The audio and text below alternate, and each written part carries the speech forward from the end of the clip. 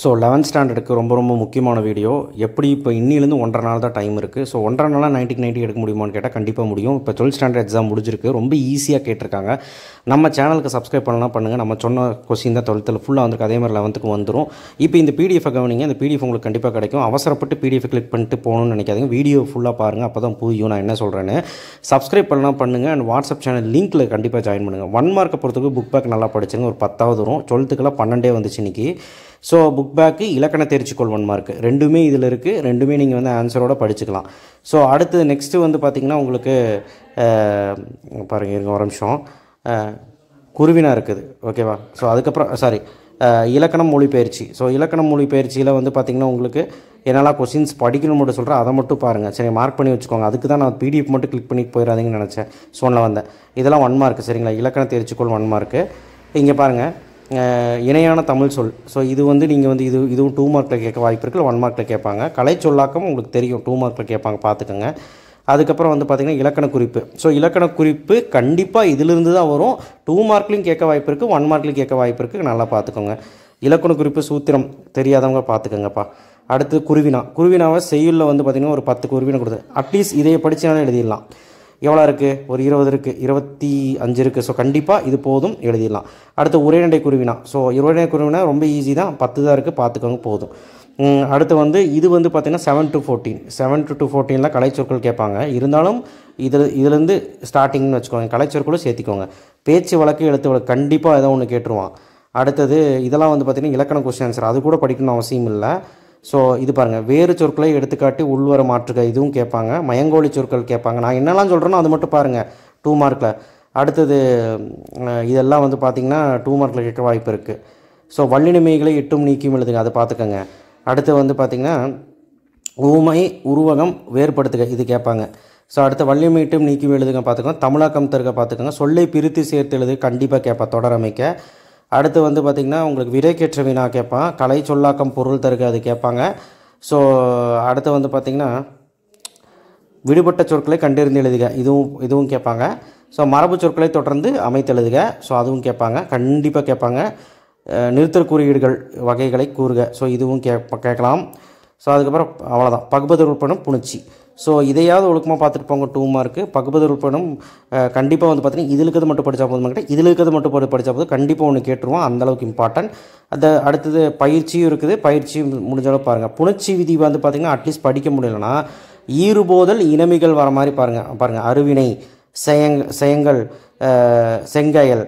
அடுத்து வந்து பார்த்திங்கன்னா இதில் இருக்கிறதே பாருங்கள். இதில் இருக்கிறதே வரக்கான வாய்ப்புகள் இருக்குது சரிங்களா. மை வர்றது அதிகமாக வர்றதுக்கான வாய்ப்புகள் இருக்குப்பா சரிங்களா. அது கொஞ்சம் பார்த்துக்கோங்க.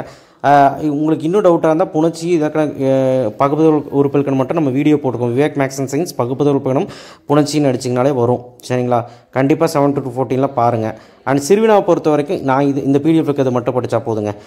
வில்வரத்தினம், தமிழ் பண்பாட்டின் காற்றில் ஆடும் புல், ஸோ புகழுக்குரிய மருத்துவ இது திருக்குறளோடது, சிங்கி பெற்ற பரிசு, உணவும் உறக்கமும், வாய்க்காவலன் சிறப்புகள், சலச வாயிலின் இடஞ்சுட்டி பொருள்களுக்கு கண்டிப்பாக உனக்கு 11 கொஸ்டின் இருக்குது. செய்யுள்ள படிச்சிருங்க, 2 எழுதலாம்.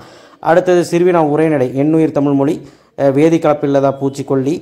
அடுத்து வந்து தமிழ் இலக்கிய கல்வி குறித்து, சமண கல்வியும் பெண் கல்வியும், ஆனந்தரங்கனார், ஃப்ரோஸ்கோ ஓவியங்கள் கண்டிப்பாக கேட்பாங்க. ஜீவாவின் பேச்சு நடை.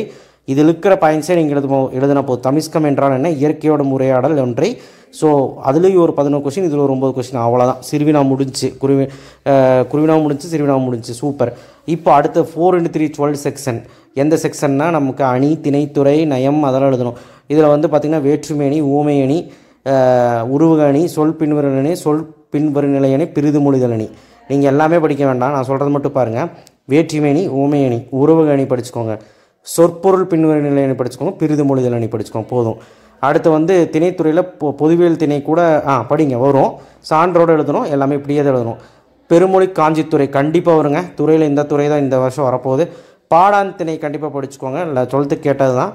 அப்புறம் செந்துறை முடிஞ்ச அளவுக்கு இது அந்த அளவுக்கு இம்பார்ட்டன்ட்லாம் படிச்சுக்கோங்க. பட் 4 திணைத்துறை படிச்சுக்கோங்க. இது வேண்டாம், 5வது முடிஞ்சால் சும்மா பார்த்துக்கோங்க.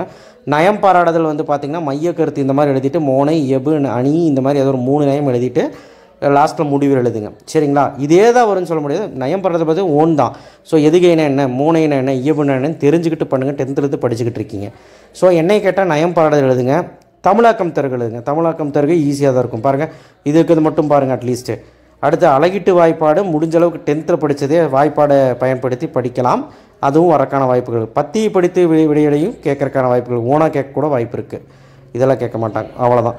ஸோ அப்போ இந்த செஷனை பொறுத்த வரைக்கும் நீங்கள் ஒன்று தான் பண்ணணும். அணி, திணைத்துறை, அப்புறம் அதுக்கப்புறம் வந்து பார்த்திங்கன்னா உங்களுக்கு பத்தியை கொடுத்து எழுதுறது, இல்லைனா பழமொழி கேட்கலாம், இல்லைனா அழகிட்டு வாய்ப்பாட போன வருஷம் கேட்டிருந்தாங்க, கேட்கலாம். ஸோ எனக்கு தெரிஞ்ச நயம்பாடுதல் எழுதுங்க. ஸோ நயம்பாடுதல் எழுதுறது ஈஸி. ஸோ இந்த செஷனை பொறுத்த வரைக்கும் 3 எழுதணும் முடிவு பண்ணிங்க. அந்த 3 என்னங்கிறது யோசிச்சு நல்லபடியாக எழுதுங்க. அணியா, இல்லை நயம் பாராடுதலா, இல்லை வந்து திணைத்துறையா, இல்லை தமிழாக்கமா. என்னையை கேட்டால் தமிழாக்கம் 4மே படிச்சுருங்க சொல்லுவேன்.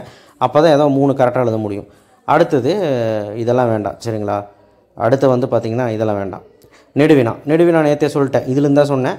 நன்னூல் பொதுப்பாயிரம், திருமலை முருகன் பள்ளி செயலோடது, மதினாநகரம், பாரதிதாசன் புரிச்சக்கவி, நடராஜன். ஸோ இது போக அடக்கமுடைமை கண்டிப்பாக வந்து நீங்கள் வந்து பார்த்துக்கோங்க. நம்மளுடைய திருக்குறளோட ஒரே ஒரு நெடுவினா அடக்கமுடைமை. சரிங்களா? நெடுவினா ஒரே வந்து சுற்றுச்சூழல். ஸோ அதுக்கப்புறம் பௌத்த கல்வி, சமணக்கல்வி, கல்லும் கதை சொல்லும், சிதறிய கடிதங்கள், அது மட்டும் போதும். நெடுவினாவை பொறுத்த வரைக்கும் துணை பாடத்தில் தமிழர் வாழ்விடம், அடுத்து யானை டாக்டர், வாடிவாசல், அதுக்கப்புறம் வந்து பார்த்திங்கன்னா பாரதியின் இதழாளர், அதுக்கப்புறம் சிம்போனி தமிழர், இது மட்டும் பார்த்தா போதுங்க. சரிங்களா? இதெல்லாம் பார்த்தீங்கனாலே ஓரளவுக்கு எழுதிடலாம். நீங்கள் நெடுவினை எப்படி எழுதணும்னு போன வீடியோவில் சொல்லி தந்திருக்கேன். அந்த மாதிரி எழுதினா தான் மார்க் போடுவாங்க. 2 பக்கமாக 2.5 பக்கமாக எழுதுங்க. மனப்பாட பகுதி எதெல்லாம் இம்பார்ட்டன்ட் நான் சொல்கிறேன் பாருங்கள். யுகத்தின் பாடல், நன்னூல் பாயிரம், காவியம், குறுந்தொகை, புரட்சிக்கவி போன வருஷம் வந்துருச்சு, புறநானூறு. அதுக்கப்புறம் அவ்வளோதான். தொலைந்து போனவர்கள் இப்போதைக்கு வேண்டாம். ஸோ இது மட்டும் பாருங்கள், வந்தால் வருது. பட் என்னை கேட்டால் ஆப்ஷன்ஸ் எடுக்காதீங்க. எப்போவுமே மனப்பாட பகுதி ஃபுல்லாக படிக்க தான் சொல்லுவேன். திருக்குறள் பொறுத்த வரைக்கும் 20 குறள் இருக்குது. 20மே படிங்க. எது வரும் எது வராதெல்லாம் கரெக்டாக சொல்ல முடியாது. சரிங்களா? ஸோ எப்படி இந்த வீடியோவை எல்லாத்துக்கும் ஷேர் பண்ணி இந்த PDF உங்களுக்கு டிஸ்கிரிப்ஷன் பாக்ஸில் கொடுக்குறேன். கண்டிப்பாக இதில் கோ த்ரூ பண்ணிங்கன்னா போதும். எல்லாமே அடக்கமுடைமை மட்டும் இதில் இல்லை. அந்த திருக்குறளோட பகுதி அது மட்டும் நீங்கள் வேறு ஒரு மெட்டீரியலில் படிச்சுக்கோங்க. அது கண்டிப்பாக வரக்கான வாய்ப்புகள் இருக்குது. தேங்க்யூ.